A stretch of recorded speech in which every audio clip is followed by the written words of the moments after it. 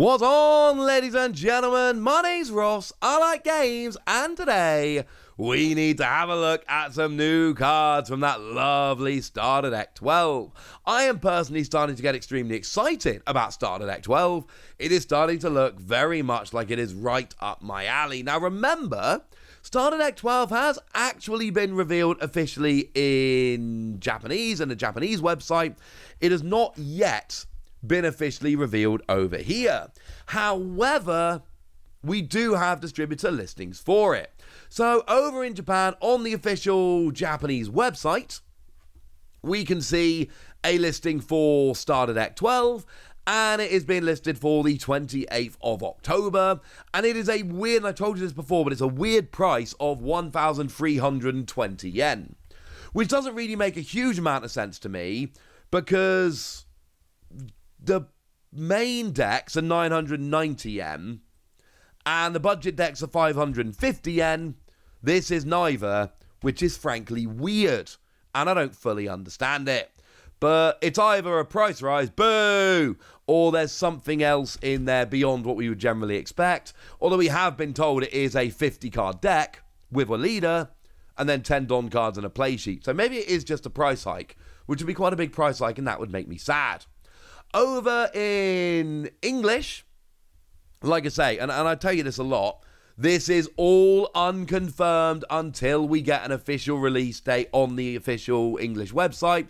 Take this with a pinch of salt until then, but we have a listing for the 13th of March. There we go. Also, as a side note, and I think I told you this before, but I just want to register my displeasure again. Why have we got a dual leader, not a dual color leader, a dual leader? That is to say, both Zoro and Sanji on the same card, and it's just a dual color leader. Dual color, green and blue, 5,000 power, 4 life. Why? Surely there should be something else here. There should be some kind of new mechanic or something. But no, ladies and gentlemen, no. Boo! Etc. Never mind. Right. So, I showed you Zoro and Sanji leader the other day. We'll be reminded of that in a moment. But let's look at the new cards we've got today. We've got a Zoro, and we've got ourselves a Sanji. Now, I have done the translations myself. As I record this, I've not actually seen anyone else post translations, but I'm sure it will be fine. So, for the Zoro, we've got a 4-cost, 6,000 power green card, no counter. And Don X1, when attacking, rest up to one of your opponent's 6-cost or lower characters. I am 100% certain that this translation is correct. This is honestly a pretty simple translation, if you're used to reading One Piece cards, which I am. So you're resting a 6-cost or lower character when you play this as a 4-cost character. One of the cool things about this card, though, is that it is a green card that rests characters. And actually, this is kind of awesome, because resting a 6-cost or lower is pretty gosh darn good, honestly. But we have seen this card before, frankly. We've seen this card as Yamato in OPO2. Literally this card. Okay, fine. That was called Yamato, and his name also counts as Kazuki Oden. Other than that, we've seen this card before. But you didn't have to Don X1, and it wasn't on attack, it was on play. And I think that makes this way better than that one. That was on play, rest up to one of your opponent's characters of cost of 6 or less. This is Don X1 when attacking, rest one of your opponent's characters of a cost of 6 or less. And it's worth pointing out that actually 6,000 power is a decent amount. Your Don X1, you go up to 7,000 power. Your opponent can counter 2,000 on their average 5,000 power leader, and you're still going through the leader there and doing damage, taking a life. That's kind of awesome, honestly, ladies and gentlemen. That is actually kind of awesome. So, I think this could be very good. Resting a 6-cost or lower is good. And basically what you're doing here, because it's a vanilla character, so you're giving up your 1,000 counter in order to rest a character when you attack, which I personally think is kind of worth it. Now, we do have some other options in terms of characters, but they're not perfect.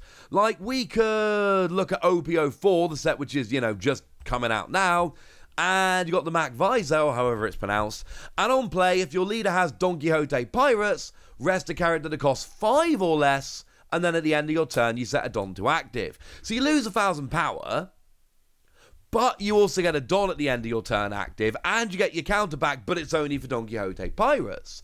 And then you got Kurobi here. On play, if your leader has East Blue, rest up to one of your opponent's characters, and you get the counter, and you get to rest any character, and you get to play it as a trigger, but it's only for East Blue, and again, it's an on-play skill, not a when-attacking skill.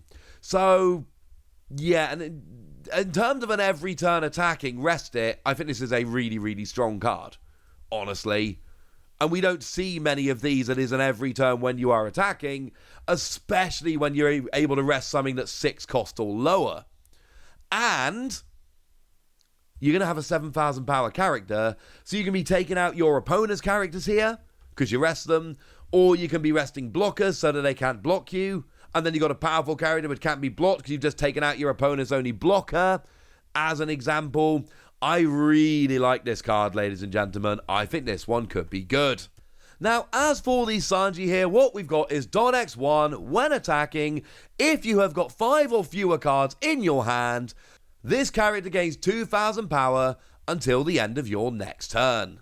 And look, it really depends on how you build your deck and how you play the game, right? If you build your deck such that you're playing a lot of cards and keeping a fairly low hand size, this is clearly going to be great. Because Don X1, you go up to 4,000 power. But then because you got 5 or fewer cards in hand, you go up to 6,000 power.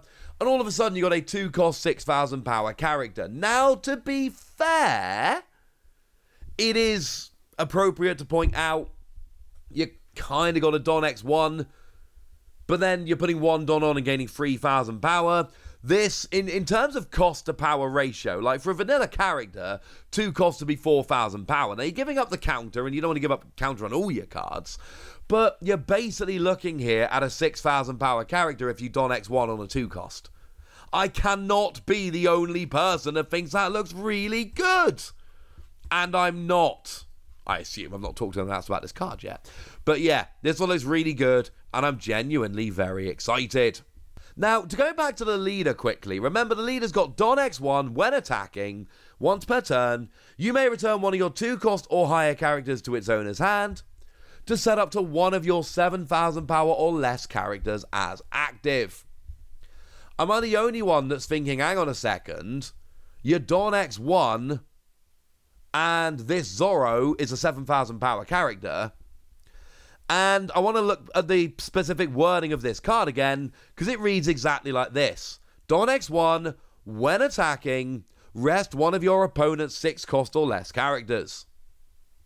The thing that is missing from that we might expect to see on some characters, is once per turn. It doesn't say once per turn on Zoro. It is Don X1 when attacking. What that means is, yes, you absolutely can use Zoro to attack twice as a 7,000 power character and rest 2 of your opponent's 6-cost or lower characters.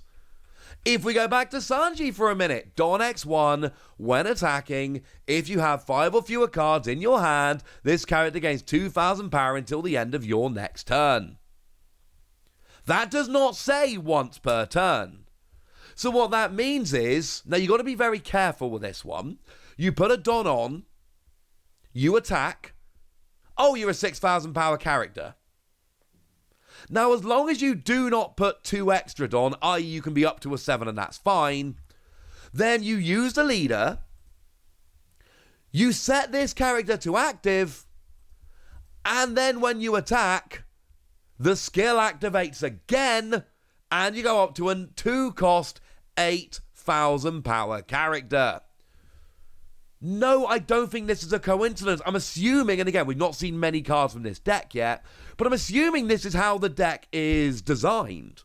I'm assuming the deck is specifically designed so that the leader lets you activate your characters to get a second use of their attacking skill, so you can essentially attack twice and activate the skill twice. This, I would imagine, is a deliberate decision. Your leader activates your character can therefore attack twice in one turn. Your character has an attacking skill which is not limited to once during your turn and can be really good.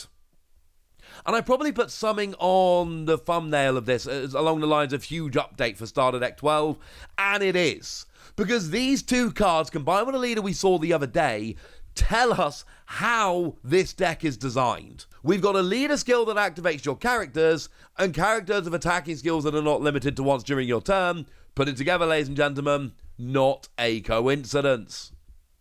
But remember, the leader also forces you to put a 2-cost or higher character back to your hand in order to activate the skill. I think we're going to have some 2-cost characters or thereabout with really good play skills that we want to put back into our hand. So then essentially what the leader does is let you get a character back to your hand with a good skill, while also setting a powerful character to active with a really good attack skill that you can then activate again. That is pure conjecture on my part, but we've seen a couple of characters that really make the most of the second part of the leader skill. Does anyone honestly think we're not going to see some characters that make the most of the first part? I really think we will. I am starting to get very excited for this deck. But for now, ladies and gentlemen, I want to know what you think about this, so let me know in the comment section. Go nuts! Be nice! And then make sure you like this video, subscribe to this channel, follow me on Twitter at TheWasi. That's where we talk about Pokemon and card games and Pokemon card games, all kinds of fun things. And please do consider checking out patreon.com/PTCG Radio, where you can support the channel, get some bonus podcasts, join a Discord, and all kinds of fun things. But by far the most important thing, as always, look after yourself till next time, would ya? Thank you very much for watching. My name's Ross, and you've been watching Wasi Plays.